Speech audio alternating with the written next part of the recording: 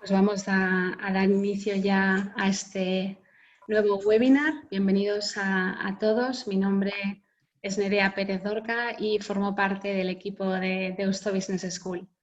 Llevamos desde que inició este confinamiento realizando este ciclo de webinars en los que, con la ayuda de expertos, reflexionamos sobre cómo nos afecta y nos afectará este COVID-19 a todos los niveles, ¿no? A nivel individual, social y empresarial. Hoy tiene lugar el 9º webinar que estamos realizando en colaboración con la Escuela Suiza IMD. La sesión de hoy va a tener una duración aproximada de 1 hora 50 minutos y será impartida por la profesora Vanina Farber. Tenéis activado el apartado de preguntas y respuestas desde el inicio. Vanina quiere responder a vuestras preguntas a lo largo de toda la sesión. Y también, como novedad, tenemos el icono del like para que podáis apoyar aquellas preguntas de otros participantes que os puedan interesar. Vanina procede de Buenos Aires, Argentina, es cátedra ELEA Chair for Social Innovation, y dirige el Centro de Innovación Social de IMD. Es doctora en Administración y Dirección de Empresas por la Universidad de Memphis, en los Estados Unidos, y está especializada en innovación social, finanzas sostenibles, emprendeduría y responsabilidad social corporativa. Cuenta con una experiencia profesional de más de 20 años como profesora, investigadora y consultora, trabajando tanto para instituciones académicas multinacionales y organizaciones de índole internacional. Además, ha sido también decana de la Escuela de Posgrado de la Universidad del Pacífico en Perú y profesora asociada del Instituto de Empresa e ICADE Comillas en España. Bienvenida, Vanina. Muchas gracias. Muchas gracias, Nerea, y muchas gracias a todos los participantes. Para mí siempre es un placer volver un poco a España, aunque sea de manera virtual, lamentablemente por estos momentos. He vivido 5 años en Madrid y realmente mi corazón siempre está un poco con España, incluso en estos tiempos tan difíciles que estamos viviendo. Así que buenas tardes a todos y a todas, y realmente espero que estéis saludables, manteniéndose seguros. Sé que por suerte los números de la curva, que creo que todos hemos seguido relativamente de una manera casi obsesiva, se han estabilizado y bajado muchísimo. Acá en Suiza ya hemos empezado el desconfinamiento hace 3 semanas, y esta semana incluso se han abierto negocios, tiendas, restaurantes, muy de a poco. Yo creo que he salido, a pesar de que empezó el desconfinamiento, una vez, o sea que aquí somos todos muy cuidadosos, y han tenido un webinar muy interesante con Arturo, creo, sobre qué implica el desconfinamiento y cuáles son las implicaciones económicas. Espero que hayan podido salir un poco a caminar, a tomar aire, que tanto sus familias y sus seres queridos estén muy bien en estos tiempos literalmente extraordinarios, ¿no? Realmente creo que pocos de nosotros hemos vivido una crisis de este estilo, ¿no? Si algo creo que podría ser el lado positivo, si es que lo hay, o algo que nos ha enseñado el virus corona, es realmente la gran destrucción de valor que puede existir si infravaloramos los riesgos sistémicos. Creo que desde hace tiempo que sabíamos del ébola, que sabíamos del H1N1, que se hablaba de pandemias y de la gripe aviar, etcétera, pero pocos de nosotros como empresarios, como universidades, etcétera, hemos tomado realmente probablemente las precauciones para estar realmente preparados para una situación como esta. Muchas veces estos grandes problemas globales aparecen o parecen tener una probabilidad pequeña, pero cuando suceden, claramente el impacto es altísimo, la destrucción de valores es altísima. Entonces, desde que estamos en este momento empezando a pensar cómo va a ser la salida, y lamentablemente casi todos los economistas están de acuerdo que no, va a ser prácticamente imposible evitar una recesión y evitar coletazos relativamente largos de repercusiones económicas. Muchas de las empresas, varias de ellas con las que tengo el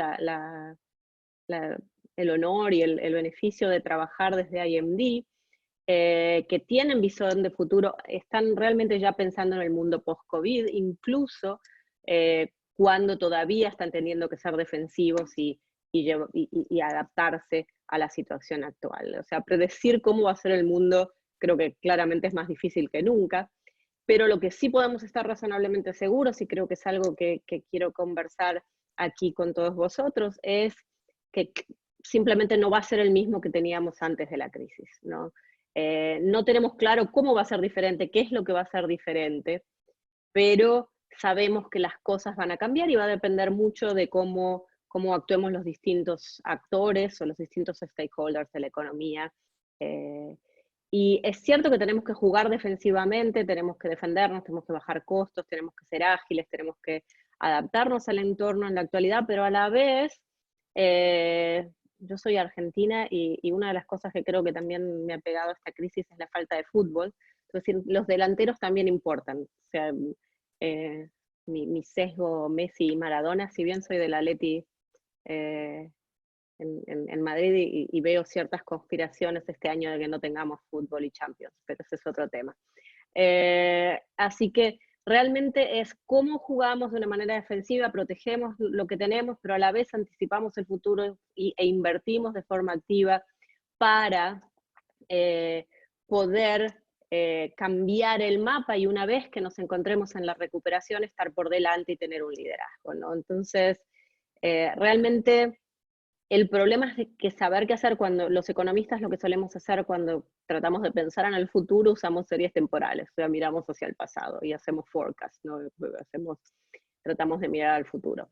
Eso es algo que no se puede hacer ahora. No tenemos data, no conocemos qué va a pasar y el nivel de incertidumbre, ya no digo riesgo, porque el riesgo se puede medir con probabilidades, el nivel de incertidumbre es altísimo. Y realmente los economistas estamos muy poco preparados para trabajar a veces en estos entornos en el que claramente vamos a tener que trabajar con escenarios y eso es algo que vamos a conversar. Claramente hemos tenido, y España ha tenido distintas crisis, Argentina ni les cuento, en nuestra generación, pero esta crisis tiene un cariz totalmente diferente. Creo que pocos hemos vivido un parón global de la economía global, de estos niveles, la disrupción de las cadenas de valor, el efecto en el empleo, etc. Entonces, realmente es bien difícil poder pensar en lo que se viene y planificar, pero igualmente es posible, ¿no? Entonces la idea de hoy es tratar de ver cómo podemos hacer esa planificación, cómo podemos tratar de entender lo que se viene y tomar un liderazgo sobre todo desde la perspectiva ASG. ASG quiere decir ambiental, social y de gobernanza. En inglés la sigla es ESG, ESG, y es una de las tendencias que ha ganado mucho momentum y que está creciendo muchísimo en los últimos 5 años, pero incluso anterior a la crisis del COVID, en los últimos 2 años el crecimiento ha sido exponencial. En el sector financiero, la integración de estos criterios ambientales, sociales y de gobernanza para tomar las decisiones, sobre todo decisiones de inversión. De hecho, en este momento estoy trabajando con 2 grandes empresas financieras españolas, una que es prácticamente creo que la más grande asset manager, en cómo se integran estos criterios y cómo se tiene una actitud proactiva. Entonces, un poco los temas que vamos a ir trabajando hoy, la conversación va a tener 2 partes, y como les decía Nerea, escriban tranquilamente en el Q&A, así yo si voy viendo preguntas vamos conversando. La primera parte es, ¿cuál fue la respuesta de empresas globales? ¿Qué podemos aprender sobre cómo se ha respondido? Y como les decía, en muchos de los casos estamos empezando a pensar en el mundo post-COVID, entonces me parecía que no podíamos solo hablar de la reacción ahora ante la crisis, sino también qué es lo que se viene después y cómo planeamos para el post-COVID. Si hay un tema o 2 temas que me gustaría que sacasen de toda esta conversación, y se los anticipo, es sobre todo de la primera parte, que es el concepto de materialidad en temas de sostenibilidad y en temas ASG desde el sector financiero, pero también cómo va a afectar eso a las empresas, y que es una materialidad dinámica, ¿no? Que es algo que se ha aprendido mucho con esta crisis, cómo hay que ser ágil y cambiar y no solo ver lo que ha pasado en el pasado, lo que pasa en este momento, sino ser capaz de adaptarse y cambiar. Y de la segunda parte, vamos a empezar a pensar o conversar sobre cómo se puede pivotear o cambiar los modelos de negocio, transformar probablemente la mejor palabra sería hacer una transición, porque no es algo que se da vuelta de un día para el otro, transición hacia un modelo más sostenible de negocio, y qué rol tienen las finanzas combinadas, lo que en inglés se llama blended finance, precisamente para que las empresas puedan utilizar el poder de capital privado, de los mercados financieros, para encontrar soluciones colaborativas que apoyen un poco, que apoyen esta transición. Entonces esos van a ser los temas que vamos a conversar hoy, y de nuevo, la idea es que sea muy participativo y que me puedan hacer preguntas de su propia experiencia, y yo un poco contarles con las empresas que estoy trabajando en este momento y algo, y de nuevo, y temas de las investigaciones que hacemos desde IMD. Entonces, cuando los temas ASG realmente no son nuevos, si empiezan a incluir criterios o cómo los criterios ambientales, sociales y de gobernanza pueden afectar a las empresas, y he puesto aquí desde la crisis de Enron e incluso anteriores, si quieren, son bastante clave. Criterios ambientales, si miran a Volkswagen o Nestlé, o cuando tuvo problema con el palm oil, con el o BP, con los problemas de accidentes del petróleo, las emisiones para Volkswagen, lo social, si se acuerdan, Uber ha tenido problemas con los trabajadores, H&M, que todas las empresas en general de fast fashion han tenido problemas en sus cadenas de producción, o si miran desde el lado de la gobernanza, un caso bien interesante ha sido el de Equifax, no sé si conocen, de Estados Unidos, una de las empresas, de hecho, en las que soy parte del network de investigadores, 3 meses antes de que Equifax tuviese un problema con la privacidad de los datos y que hackers hayan tomado todos sus datos, había salido desde los criterios ASG a decir: tengan cuidado, esta empresa no cuida los temas de privacidad. Hemos visto temas de escuchas de empresas, hemos visto problemas con pagas de CEO, hemos visto falta de diversidad en los boards. Todos estos temas han empezado a afectar y están bajo el escrutinio, y es parte de lo que hablamos cuando hablamos de criterios ASG. A veces se lo llama como criterios de reporte no financiero. Desde mi punto de vista, no es totalmente adecuado, vamos a ver por qué, pero la idea es que más y más empresas están haciendo estos reportes integrados, no tradicionales.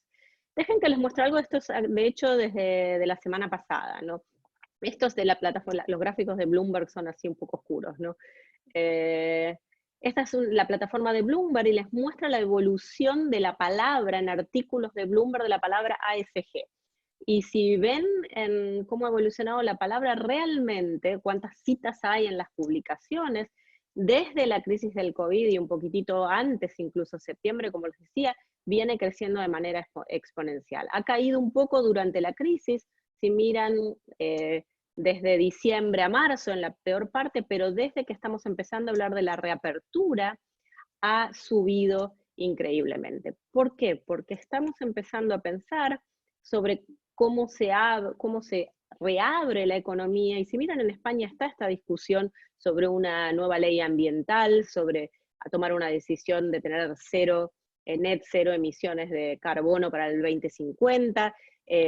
Hay en países en que se está hablando de los rescates, de no dar rescates a esas empresas que utilizan combustibles fósiles o que son altas en emisiones, o a elegir qué rescatar y qué no, depende de criterios ASG, e incluso no desde el sector público, pero el sector privado, los inversores están diciendo, estamos viendo y está empezando a ver resultados. Obviamente la data es muy poca y no se puede decir que es una relación de causalidad, más una correlación, que las empresas que estaban bien en los rankings ASG les ha ido relativamente mejor durante los momentos de bolsa y de la caída de la bolsa durante esta crisis, e incluso si miramos a la crisis financiera global, vemos que esos datos también habían pasado. Entonces, un poco para que vean que realmente hay un momentum, diríamos, en la incorporación de los criterios ASG y en el pensar cómo va a afectar esto a las empresas. Muchísimas veces, y cuando yo estaba en España, en el año 2000, de hecho 99, trabajaba en temas de responsabilidad social corporativa. Como siempre he sido buena en econometría y venía de economía, me tocaba trabajar mucho en el reporting. Y realmente el reporting lo hacía yo sola, aparecía en una página y quedaba prácticamente muerto, ¿no? Entonces era algo que quedaba en un costado, que se medían ciertas cosas, pero era totalmente en un silo, totalmente aislado de lo que es la estrategia, y muchas veces hecho por un consultor o una consultora externa. Entonces, lo que está empezando a hablar ahora, cuando estamos hablando del prisma ASG, está teniendo dos perspectivas principales. Una es desde la visión de los inversores, ¿no? Y como les decía, en este momento la mitad de las empresas con las que están trabajando son del sector financiero, incluso de nuestros fondos de pensión. Los fondos de pensión están pensando, si queremos tener retornos en el largo plazo, mejor que pensemos en estos criterios de largo plazo que de cierta forma aparecen como un proxy, como una forma de buena gestión de las empresas. Entonces, analiza realmente la exposición de la cartera a riesgos y oportunidades en criterios de sostenibilidad. Y de nuevo, como les decía antes, si algo nos ha mostrado el COVID es que el riesgo sistémico, algo como la crisis climática, puede realmente tener una repercusión muy directa en nuestros resultados financieros en el momento, ¿no? E incluso de largo plazo. Entonces, como hemos en algunos de los casos no puesto precio a ese riesgo. Después, desde el punto de vista corporativo, ¿no? Desde el punto de vista de las empresas, la pregunta es, ¿en dónde me centro? Hay tantos criterios cuando hablamos de sostenibilidad. Ahora, no sé, está de moda cambio climático, CO2, emisiones de CO2, o tenemos que ser todos, hablar de economía de compartir, o de economía circular. ¿En qué me baso? Si soy una empresa financiera, si soy una empresa de construcción, si soy una empresa manufacturera, ¿cómo tomo estas decisiones de qué priorizar y qué va a alinear mis resultados financieros con un impacto positivo en la sociedad y el medio ambiente? Entonces, los criterios ASG ayudan al sector financiero a pensar en este modelo de riesgo y oportunidades de largo plazo, no solo en términos tradicionales, sino de estos nuevos criterios en el Integrated Reporting, y a las empresas a poder focalizarse en aquellos criterios que ahora vamos a llamar materiales que van a afectar su salud financiera en el largo plazo. Entonces, el concepto clave que les decía es materialidad. ¿Saben lo que es la materialidad? Si quieren me ponen en el chat. Tendría que haber hecho un poll aquí, no me di cuenta porque no pensaba que les iba a preguntar esto. Pero para ver si desde el punto de vista han trabajado en la materialidad. Materialidad es un concepto que viene, es un concepto legal. No veo mucho el chat a nadie poniéndome nada, me he quedado con Pilar nomás. ¿Están por ahí o en el...? Pero bueno, yo sigo. Sí, os invitamos a que participéis. Es para saber si saben lo que es materialidad. Sí. En preguntas y respuestas podéis contestarnos, perdón. Eso, la materialidad viene de nuevo, es un concepto legal y de los contables, en que son criterios que afectan la capacidad de una organización de crear valor financiero en general de corto, mediano y largo plazo. Entonces este es realmente el tema, o si quieren, es la definición general. Pero en este momento se trabaja con dos definiciones bastante más particulares o más específicas para el sector, que son, perdón, les quiero mostrar una cosa, entonces estoy moviéndome un poco en la pantalla, que ustedes no me ven, pero precisamente la primera es una definición de SASB, del Sustainability Accounting Standard Board, que dice que son problemas de sostenibilidad que pueden afectar la condición financiera y el rendimiento operativo de las empresas dentro de una industria. Entonces, ahora lo que agrega es no solo criterios que afectan mi condición financiera en el largo plazo, no importa qué criterios sean, sino que son criterios de sostenibilidad. Y lo que hace SASB, y por eso me he ido un segundito porque se los quiero mostrar, y realmente vale la pena que le den una mirada a este Materiality Map. Este es el link en internet de lo que se llama el Materiality Map de SASB. ¿Okay? Si miran, tienen criterios, definición de criterios en el environment, el capital social, o sea, lo ambiental, el capital social, el capital humano, indicadores de negocio, y abajo creo, pero que muevo un poquito, temas de liderazgo y gobernanza. Si van aquí, si miran, si son, por ejemplo, del sector consumer goods, van a ver que no todos los indicadores aplican a sus sectores. No, entonces, y los que son más oscuros son los más importantes. Entonces, si yo soy del sector de bienes de consumo, la calidad del producto y la seguridad es uno de los claves. Y si miran ahora en la crisis del COVID, calidad del producto y seguridad ha aparecido como uno de los temas muy importantes. Si miran otro aquí, el manejo de la cadena de suministro. Entonces, estos son los más claves, y si miran en segundo plano, cómo trabajo con diversidad, inclusión y mis trabajadores, los datos de privacidad, seguridad de los datos, manejo de la energía, pero por ejemplo no aparece como clave el manejo de la calidad del aire, o no aparece como clave la ética en los negocios. Que no aparezca como clave no quiere decir que no lo tenga que hacer. No, lo que quiere decir es que no es necesariamente, obviamente que creo que probablemente ética en los negocios va a ser material en todos los sectores, pero la idea es si vamos a priorizar y queremos ver qué tiene un efecto, cómo miramos según el sector cuáles son los más claves. Y lo interesante es que si incluso abrimos esto, nos lo divide más y nos muestra para el e-commerce, para servicios personales, para juguetes y bienes de deportes, etc. Entonces pueden dar una primera mirada a qué es la materialidad dentro del sector más específico de la industria en la que están. Alguien me preguntó sobre los SDGs, sobre los Sustainable Development Goals.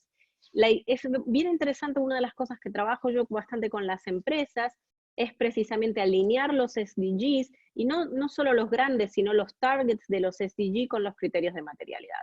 Y en general miramos primero cuáles son los criterios materiales, en realidad miramos primero cuál es el propósito de la empresa, ¿no? Porque una cosa de lo que uno necesita es intencionalidad, donde la empresa quiere tener un impacto.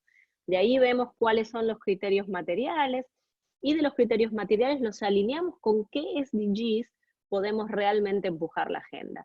Cuando uno ve que una empresa dice que apoya los 17 SDGs, si bien puede ser cierto, no suena del todo creíble, no suena que uno pueda hacer todo para todo. Entonces, cuanto uno más a veces más focalizado esté y más claro tenga y muestre qué recursos pone detrás de eso, suele ser más creíble, ¿no? Entonces, la primera parte, como les decía, de la definición es esta idea de qué criterios son materiales financieramente desde el punto de la importancia para la empresa.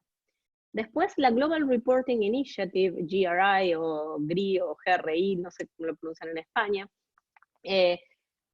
ha incorporado un tema adicional que realmente es también muy importante, y lo van a ver en casi todos los reportes de sostenibilidad de las empresas, que no es solamente la información que puede influir sustancialmente en las empresas, en las evaluaciones de las empresas, sino también de los grupos de interés. Si puse grupos de interés, no es grupos, es grupos.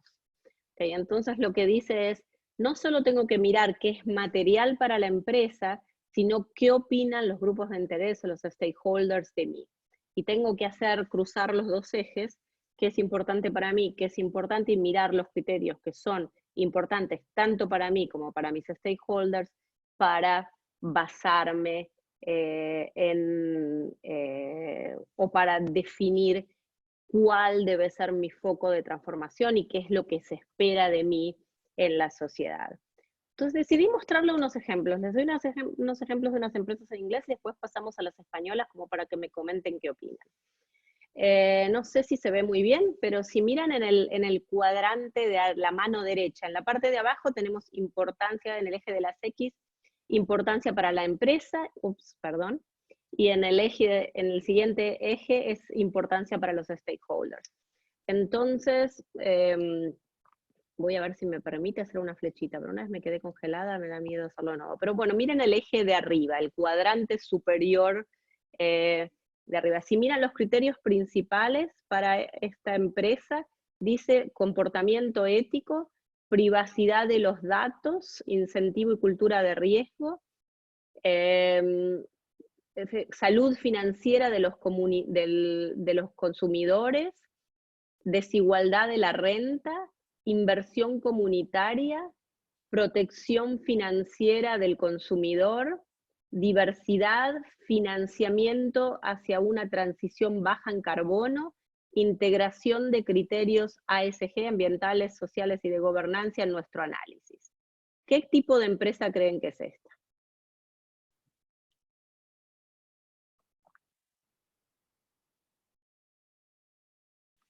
Quedo calladita, a ver, ¿qué creen si tuviesen que escribir?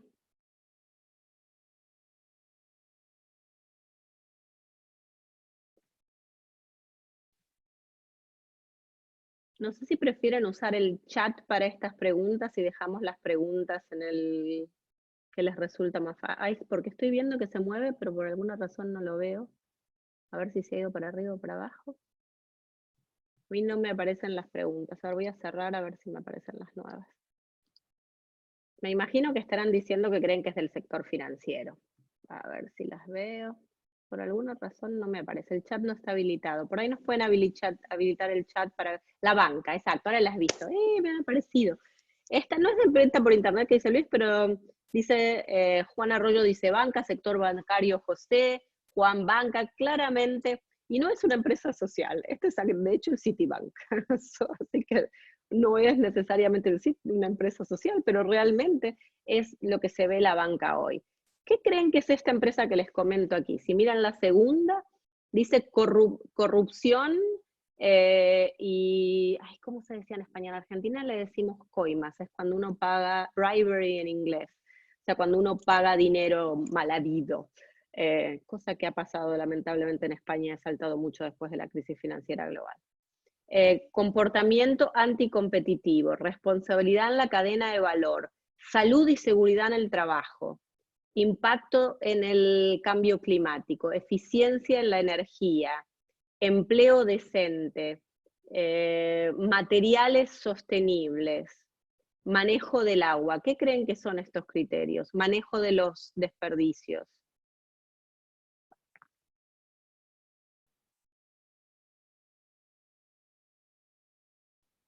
¿Qué sector creen que es? ¿Qué sector ha tenido muchos escándalos, si piensan fuera de España, sobre todo, en temas de corrupción y que le preocupa la energía, la eficiencia energética, y le preocupa de dónde vienen los recursos, la cadena de suministro, los materiales? Podría ser textil, en este caso no es textil, pero es una empresa de construcción. Esta es Skanska, y las grandes empresas de construcción lamentablemente han tenido grandes problemas de gobernanza. Si han visto, exacto, Cecilio ha puesto construcción, Ana ha puesto construcción, podría haber sido Carlos petrolero también. Tiene muchos puntos comunes. Entonces, si ven, los criterios materiales son completamente diferentes para el sector financiero que lo que serían para el sector de la construcción. ¿Y qué creen que es esta última? Y esta última pone de dónde vienen el sourcing, los inputs, de dónde vienen los recursos agrícolas, deforestación, packaging, paquetes y desperdicios, nutrición y dietas, derechos humanos, uso del agua, higiene y sanidad, sostenibilidad y consumidores, confianza en nuestros productos y en nuestros ingredientes. Alimentación, esta es de Consumer Goods, exacto. Esto de hecho es Unilever. Podría ser fast food, pero es alimentación, no es necesariamente Unilever. Entonces, y si miran, completamente diferente. Entonces, si quiero armar una estrategia y una transformación, estos son los criterios que van a afectar mi bottom line, mis beneficios económicos, mis beneficios financieros en el largo plazo. Esto es lo que esperan los stakeholders. No quiere decir que el otro no lo tenga que hacer, pero es claro que estos no los puedo descuidar, y muchas de las transformaciones tienen que pasar por este lado. Miren, estas son empresas españolas y he tratado de quitar los nombres. Las dos primeras son del sector financiero. Miren que está en el cuadrante de la derecha. Atracción de talento y retención, compliance y adaptación a los cambios regulatorios y satisfacción de los consumidores. Si miran la otra, abajo dice agilidad y autoservicio para los clientes, solvencia y resultados financieros sostenibles, ciberseguridad y comportamiento ético y protección del consumidor. ¿Ven alguna diferencia? Y estos son dos grandes bancos que además son muy buenos en temas de sostenibilidad. Yo diría que no contrataron al consultor adecuado o que no le han prestado mucho atención al mapa de materialidad. Prácticamente no tienen criterios de sostenibilidad, tienen muy pocos y son terriblemente genéricos, ¿no? Si miran el siguiente, ¿qué sector creen que es el siguiente? ¿No? Y si lo piensan, atracción de talento, retención, compliance y adaptación regulatoria, podría ser cualquier sector, porque yo les he dicho que era un banco, si no, no sabrían ni qué sector es. Miren relevancia para nuestros grupos de interés aquí. La primera, confianza digital. La segunda, naranjita, telco como motor de desarrollo. Y esta sí les da un poco la pista. La azulita, orientación del cliente. La siguiente, medio ambiente. De nuevo, muy generales. Si no dijera telco como motor de desarrollo, atracción, retención, gestión de cadena de suministro. Increíble. Esta es obviamente una telefónica. Y la última, que es sector manufacturero textil.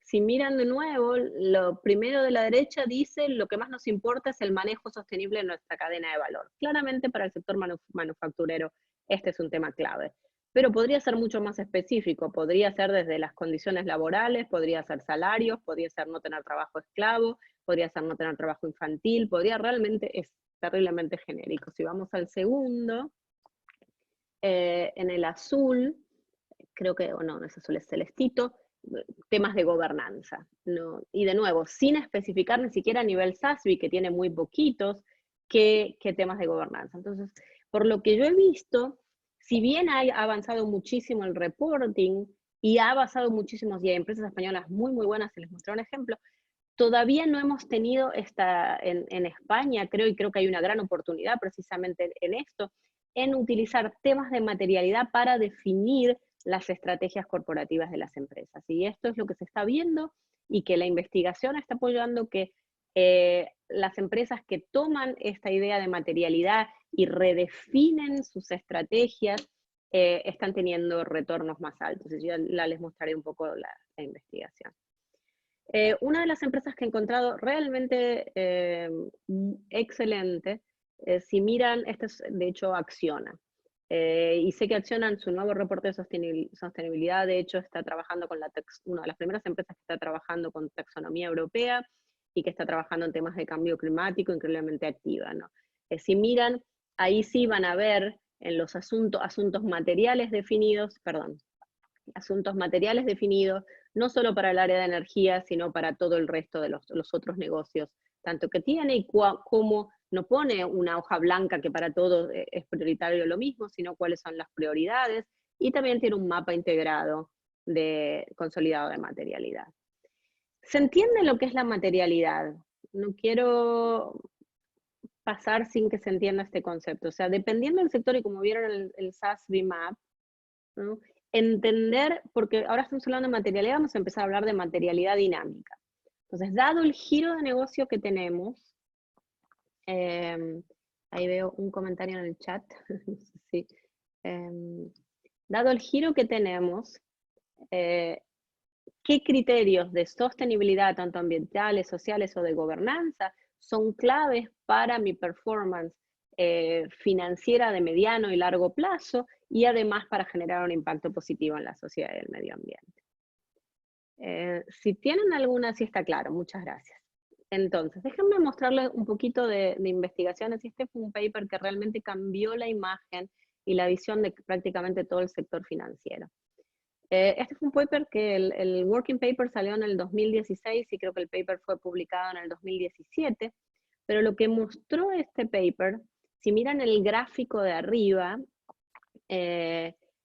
la línea, la serie temporal roja, lo que les muestra es el retorno en el stock market de las empresas que rankean en el índice de sostenibilidad de MSCI, que es uno de los que toma las medidas de los datos de sostenibilidad, en la parte top, en las empresas que serían las best in class, que son las mejores. Y el gráfico de abajo es las empresas que están en la peor parte, pero que también focalizan en temas materiales.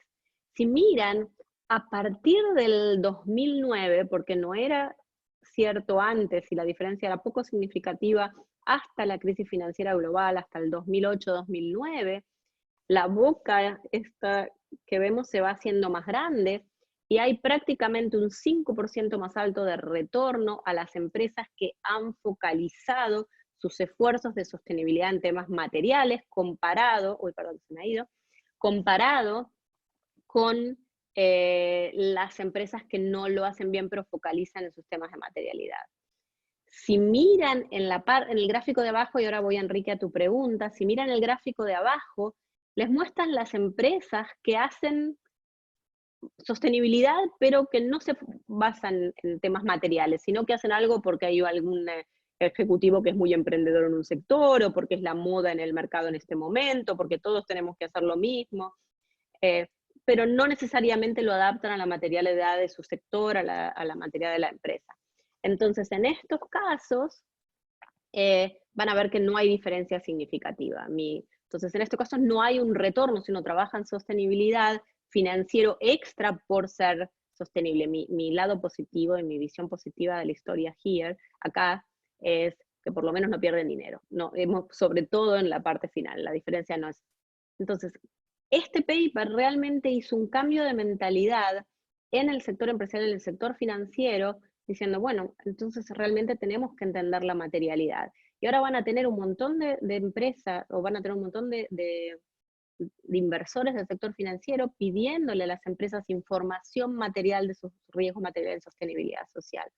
¿Qué tamaño? Entonces dice, parece que este tipo de reporting se hace a grandes empresas. Y eso, José, que el reporting solo viene a hacerse a grandes empresas, ¿por qué? Porque las suelen hacer los grandes consultores que te cobran con 5 o 6 ceros, ¿no? Un análisis de materialidad no necesariamente tiene que ser indispensablemente hecho para un reporte, sino que puede hacer en un trabajo de grupo estratégico, ¿no? Y se puede hacer relativamente limitados, ¿no? Si uno entiende a sus stakeholders, si uno tiene una lista de criterios de sostenibilidad y quiere que el informe, esto se puede hacer en empresas más chicas. El tema es que cuando uno empieza a hablar de integrated reporting y uno empieza a hablar de un montón de complicaciones, especialmente cuando incluye consultores, se puede llegar a ser muchísimo más caro. ¿Qué ha salido en lo que les decía materialidad dinámica? Y voy a tratar de pasar para llegar a la parte, porque realmente me importaba que se entienda este concepto. Muchas de las materialidades de las empresas se han movido durante la crisis financiera global. Y este es un servicio, una empresa que se llama True Value Labs, de la que yo soy parte del Research Network, que ha hecho una gráfica de cómo ha evolucionado la materialidad. Y los criterios que han subido, que antes no eran parte, y que son claves ahora que todas las empresas trabajen en ellos, es salud y seguridad de los empleados o de los trabajadores, prácticas laborales, acceso y asequibilidad de productos. Si se imaginan, durante la crisis esto era clave para, sobre todo para comunidades vulnerables, calidad y seguridad de los productos y servicios, a todos nos preocupaba tener, y gestión de la cadena de suministro, porque ha habido una disrupción increíble en las cadenas de suministro. Entonces, la salud y seguridad de los trabajadores que se han mantenido trabajando, se han visto, han estado en la primera plana de todos los periódicos. Claramente, la capacidad de tener una materialidad estática que tiene que ver con nuestro modelo de negocio, pero pivotear y dinámicas a la coyuntura y a la crisis y con agilidad, ha sido uno de los temas claves. Y en otro paper de investigación sale precisamente, y esto ha sido publicado, si ven la fecha, anteayer, creo, mayo 18, es que los inversores están buscando en estos tiempos empresas resilientes. Y lo que ha salido es que las empresas, de nuevo, es correlación porque tenemos pocos datos, pero durante la caída bursátil que ha sido, sobre todo en los peores momentos de la caída bursátil en los mercados globales, esto no es solo para Estados Unidos, las empresas que protegieron su fuerza laboral, a los trabajadores, la cadena de suministro y transformaron rápido sus operaciones, hemos visto el sector del lujo produciendo máscaras, ropa, a las automotrices haciendo ventiladores, los que han podido pivotear y proveer soluciones para la crisis han desempeñado mucho mejor. Y en muchos de los casos no fue necesariamente porque su balance sheet ha estado mejor o porque sus resultados financieros eran mejor en el pasado, sino que hubo algo que se llama public sentiment momentum, el sentimiento del público. Se retiró mucho más dinero porque se consideró a estas empresas que tenían un aspecto positivo considerado por los mercados. La incorporación ahora de esta variable de public sentiment momentum, de hecho, se está utilizando en un montón del sector financiero para tomar decisiones de inversión, porque se ve que las empresas que son buenas en sostenibilidad, pero no tienen un buen public sentiment momentum, la gente no se dio cuenta todavía, son las que van a dar más ganancias. Las que ya todos sabemos que son buenísimas, todo el mundo quiere invertir en ellas, entonces es bastante complicado en ese caso, incluso en algunas se está hablando si hay burbuja o no, pero las que realmente lo están haciendo bien y van a empezar a subir en los rankings son las que pueden dar más ganancias. Entonces, en el caso de ustedes, si dirigen empresas que pueden aprovechar esta transformación, claramente pueden atraer muchísimo a los inversores, ¿no? El rol de los inversionistas es absolutamente clave y se los voy a comentar precisamente en un momento. Entonces, algunos de los aprendizajes del COVID, y voy a ir un poco rápido, una de las cosas más claves ha sido los empleos. Aquí en Suiza hemos tenido la suerte de gran protección del Estado y de apoyo a las empresas medianas y pequeñas e incluso de la reducción de jornadas a las empresas que les ha caído la demanda, pero asegurar la seguridad financiera y la salud de los trabajadores ha estado en el top de los criterios ASG. Y también se considera, si se ha podido mantener cierta seguridad financiera y salud de los trabajadores, de ser unos criterios que va a permitir la recuperación más rápido, porque son los que van a empezar a consumir, son los que van a empezar a salir, entonces mantener y no tener una caída violenta es clave. El siguiente es, de nuevo, adoptar prácticas para minimizar, poner a los trabajadores primero y trabajar con los gobiernos para los paquetes de rescate que claramente son necesarios porque las empresas están bajo mucha presión de liquidez y si no, es obviamente absolutamente imposible que se haga solamente desde el sector privado. Soportes comunitarios, trabajo con proveedores locales y clientes, resiliencia de la cadena de suministro y cuán bien hayan trabajado con su cadena de suministro, también ha sido clave en la respuesta de la crisis, y la capacidad de transformar operaciones. Obviamente esto no es el caso para todo el mundo, pero hemos visto incluso medianas empresas o restaurantes que han empezado a hacer delivery o e-commerce o tratar de transformar sus productos o sus servicios, ¿no? Tenemos una pregunta de Enrique, muy interesante. El tejido empresarial de España está formado un 95% por pequeñas y medianas empresas. ¿Cómo podemos saberlo? Este va a ser un tema clave y tanto sector financiero en este momento está viendo grandes fondos de inversión de impacto y sobre todo a nivel europeo está habiendo fondos especiales para la protección de la mediana empresa porque el tejido empresarial tanto en España como en toda Europa está muy basado en la mediana empresa. Y tener acceso a esas medidas de los que les decía, capacidad de hacer blended finance va a ser bien importante. Entonces la pregunta que les quiero es que se queden desde aquí, pero ahora voy a pasar un poquito a la segunda parte, es, ¿tienen desde su empresa, y no importa si son pequeñas o grandes, de nuevo, no hace falta que esto se los haga un consultor, incluso con un poquito de investigación, con mirar el mapa de SASB, mirar los reportes de GRI para tener algunos criterios, y con una buena relación con los distintos stakeholders o los grupos de interés con los que están, y hacer unas llamadas, y por ahí hacer una invitación, se puede hacer un borrador para entender cuáles son los temas clave, y lo que necesiten, si yo los puedo apoyar, obviamente cuenten conmigo. La segunda parte que quiero hablar, y me gustaría ver, es cómo podemos desarrollar las capacidades para anticipar los problemas materiales futuros, ¿no? Entonces hemos visto, pero esta crisis se nos ha venido encima, o sea, no solo tenemos que mirar para atrás y qué nos pasa ahora, pero cómo podemos mirar un poco hacia el futuro. Y creo que claramente estamos en ese momento en el que tenemos que tomar esas decisiones de futuro en un entorno de gran incertidumbre. Entonces, como les decía, no podemos predecir porque no tenemos suficiente data. Entonces, lo que sí tenemos que trabajar es con un conjunto posible de estados futuros o escenarios. Entonces, esto se ha trabajado muchísimo en planeamiento de escenarios, y uno trata de ver cuáles son las fuerzas externas que las empresas realmente no tienen ningún control y que nos van a afectar, cuál es el peor escenario, cuál es el escenario más desafiante y cuáles son los mejores escenarios que podemos imaginar, y cómo como empresa podemos competir en ambos, o sea, si nos toca el peor de los mundos o si nos toca el mejor de los mundos, ¿no? Entonces, ¿cómo podemos ampliar el pensamiento de las empresas, ampliar nuestros resultados, modificar nuestra estrategia en base a estas respuestas posibles a los distintos escenarios? Lo interesante de esto, que a medida que trabajamos los distintos escenarios, desde los negativos a los positivos, el tipo de transformación que necesitamos se va a hacer más clara, y se los voy a mostrar en un momentito. Entonces, un ejercicio que yo trabajo en IMD con alguna de las empresas con las que estoy trabajando en este momento, es, de nuevo, está precisamente para trabajar con incertidumbre y con escenarios futuros que no sabemos, ¿no? Entonces, los factores con los que trabajo, y esto es adaptado de Mike Wade, que lo hace con Digital Transformation, yo lo trabajo con temas de sostenibilidad. El primer factor que toda empresa tiene que evaluar en este momento es qué pasa si la longevidad del virus es diferente. ¿Qué pasa si está bajando y para el verano con el clima cálido todo mejore, para septiembre desaparece milagrosamente y volvemos todos a una vida pseudo normal después? De nuevo, los escenarios no tienen que ser realistas. En la otra punta es qué pasa si esto dura 2 años. No tenemos vacuna, no tenemos medicación, y si han visto el webinar de Arturo, han visto los escenarios desde el lado de la salud pública, si queremos evitar las muertes, si no hay apoyos, etc. ¿Qué pasa si el virus es longevo y no tenemos soluciones? Para el SIDA, por ejemplo, todavía no tenemos vacuna.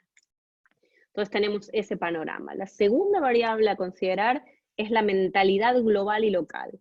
En Suiza se está viendo muchísimo ahora compre local, que se ha abierto la economía. No compremos productos importados, no trabajemos con grandes corporaciones, volvamos a las medianas empresas.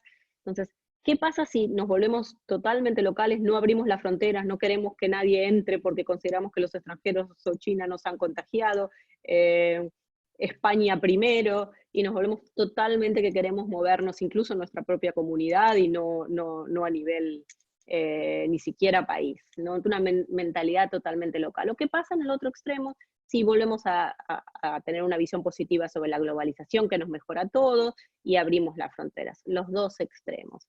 Y el último criterio es precisamente el de sostenibilidad. Uno es, volvemos a la normal y la sostenibilidad es un tema que crece, pero muy pequeñito, que puede mantenerse en un silo y mi empresa se va a focalizar en otros.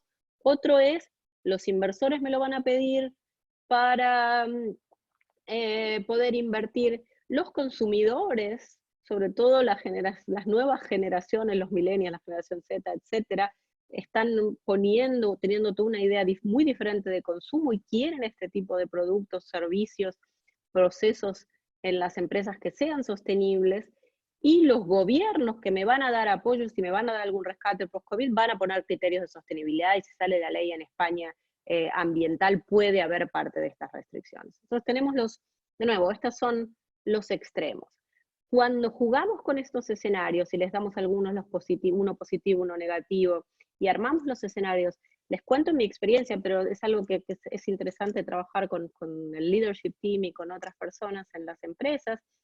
Lo que ha salido casi todas las empresas con las que yo he trabajado es que la idea de transformar nuestros modelos de negocio alrededor de la sostenibilidad salen todos.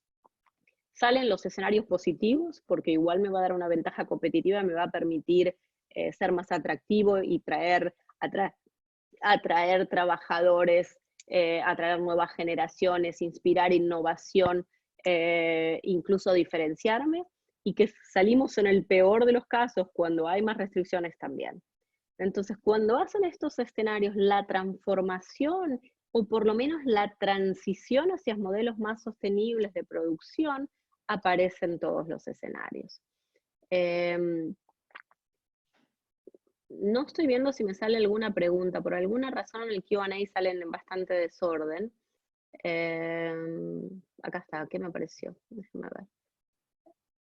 No, entonces, hacer este tipo de manejos les va a dar, sobre todo, esta posibilidad de entender mejor cómo van a reaccionar en el peor de los casos o en el mejor. Entonces, si uno tiene que jugar de manera defensiva de nuevo, uno entiende cuál es el peor de los escenarios, y está preparado para ello, aunque espere algo positivo, y si uno está en el mejor escenario, incluso va a poder salir mucho más rápido. Entonces, lo interesante de estos escenarios es realmente que incluso en el peor de los casos, las empresas que entienden la necesidad de trabajo o se entiende que es necesaria esta transición. El factor financiero, el rol del Estado, el rol de la demanda, juegan claramente un rol importante, ¿no? en los presupuestos que vamos a tener. Mañana yo organizo un webinar de IMD con el Chief Investment Officer y que trabaja también en temas de economía de Triodos Bank. Triodos Bank es uno de los bancos más activistas en temas de sostenibilidad. Y justamente esta es una de los slides que él presenta y que habla del reset que está esperando el sector financiero y que pasar de una economía de energías fósiles a una economía renovable, de productos basados en la carne a plant-based, de una economía extractiva a una economía regenerativa, y como ven, de una economía desigual a una economía inclusiva, de una visión reduccionista de qué es lo que tienen que hacer las empresas, y cada vez más, y les digo, en este momento estoy trabajando con 2 empresas del sector financiero muy grandes de España, están pensando en cómo pueden proactivamente, muchas ya tienen derecho proxy de voto en los meetings con los accionistas de las empresas y están empezando a votar en contra, por ejemplo, en temas de salarios, de su compensación de los ejecutivos, en muchos de los temas de gobernanza. Y déjenme terminar con esto. Yo sé que se me ha pasado el tiempo y no quiero. ¿Qué ven? Si pueden escribir, ¿qué ven?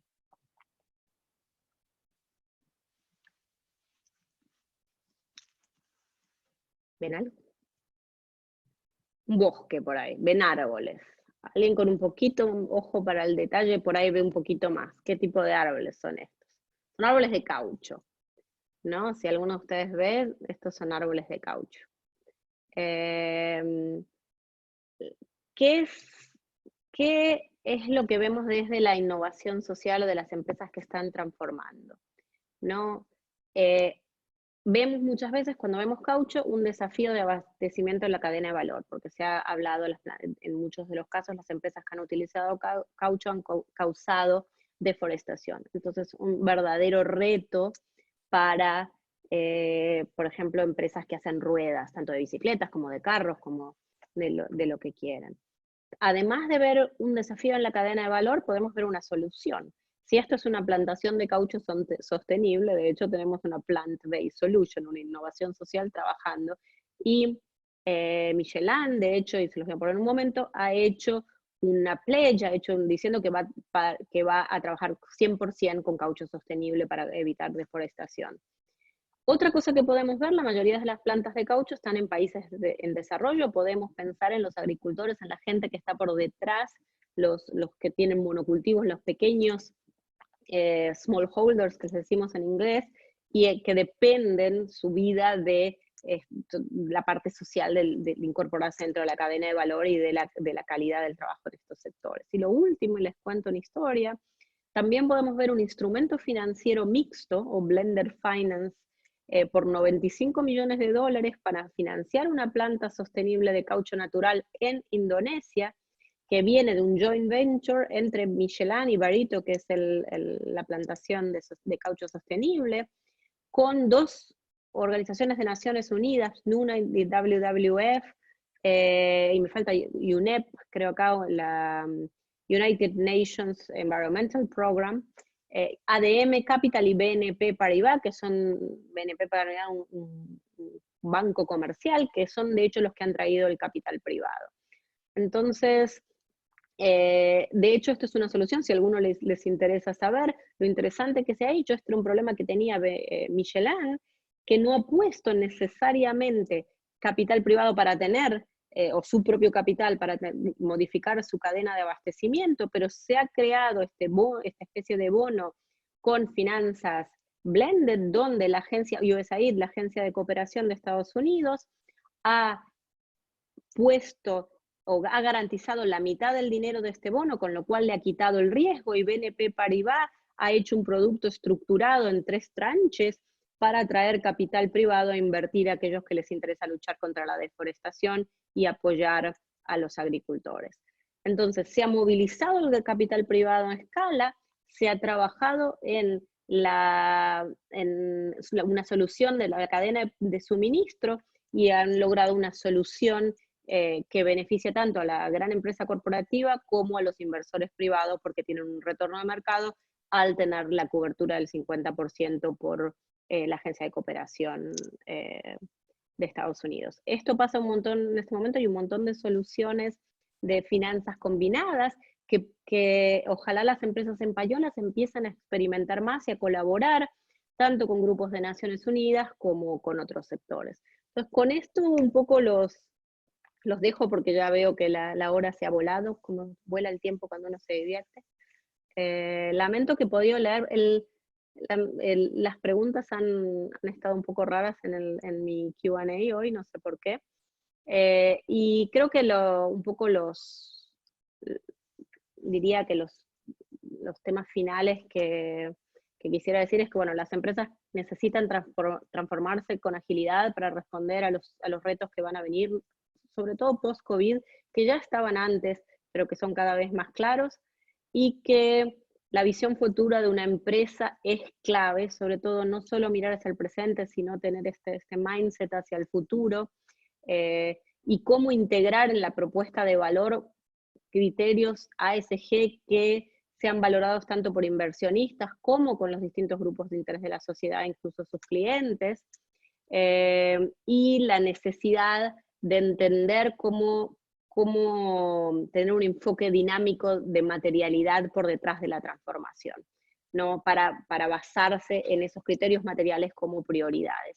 Y lo último, y espero que eso haya quedado, es esta mentalidad de cooperación. Si algo que nos hemos dado cuenta en esta crisis financiera global es que no nos gusta estar aislados, y que necesitamos distintos sectores de la sociedad para responder a estos grandes retos, ¿no? Entonces, por otro lado, cuenten conmigo desde IMD, y a tono personal. Yo no solo trabajo con grandes empresas, sino que trabajo muchísimo con emprendedores sociales, con lo que se llaman B Corp, el movimiento B, y siéntanse libres de contactarme o de escribirme, contactarme por LinkedIn en cualquier momento para conversar un poco más a fondo sobre estos temas. Así que paso a Nerea, y muchísimas gracias por la oportunidad de conversar. Muchas gracias, Vanina. La verdad es que nos quedamos con esta última idea, ¿no?, de invertir hacia el futuro y pensar también en el futuro. Muchas gracias por esta sesión, creo que ha sido muy interesante y bueno, creo que sí que hemos respondido a muchas de las preguntas. Es verdad que ha habido momentos que el chat ha incorporado preguntas en respuestas previas. Pero bueno, si queda alguna duda, nos las podéis remitir. Mañana os enviaremos un correo con la grabación y cualquier duda que os surja nos podéis escribir y os responderemos. Me gustaría si me podéis poner la última slide para anunciar los próximos webinars. Nos quedan 2 dentro de este ciclo de webinars. Exacto, perfecto. El próximo martes 26 tendremos como ponentes a José María de la Torre, que proviene de HP, Cristian Gardiner de SAS y Luis Abad de Altran, en el que hablaremos sobre Tech for Good en tiempos de COVID, y la última sesión de este ciclo de webinars destinado al COVID-19 será el 2 de junio, en el que también trataremos el tema de las geopolíticas de la energía tras el COVID, con Emiliano López de Achurra, que viene de Petronor, y Gonzalo Escribano, que viene del Real Instituto Elcano. Sin más, nos despedimos. Muchísimas gracias otra vez, Vanina, y muchísimas gracias a vosotros por participar en este ciclo de webinars. Hasta pronto. Muchas gracias a todos y todas, y sigan con cuidado y que podamos empezar a salir de a poco. Muy bien. Gracias. Hasta luego.